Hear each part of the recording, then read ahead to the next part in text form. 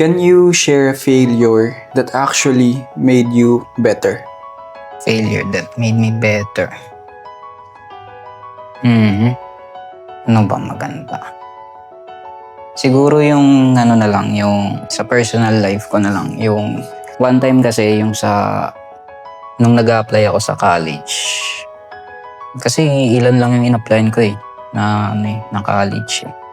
As a scholar or Hindi naman, yung actually yung entrance? entrance talaga. exam? So, dalawa lang sila. Tapos, yung isa, okay ako dun sa isa, pumasa ako. Yun nga yung, which is yung PUP, Santa Maria. So, dun ako natanggap. Nag-fail ako dun kasi parang ayoko na siya i-grab.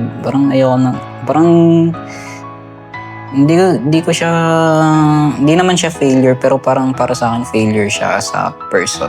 Na parang sumuko kasi ako nun sa buhay, ganun. Parang, basta ang dami nangyari nun sa sarili ko or sa personal life, ganun. Tapos, parang nawalan ako ng gana magpatuloy mag-aral. So, hindi ko na siya pinopursue. Tapos, yung after nun, ayun, na okay naman, na-push naman ako nun that time. Kasi sayang.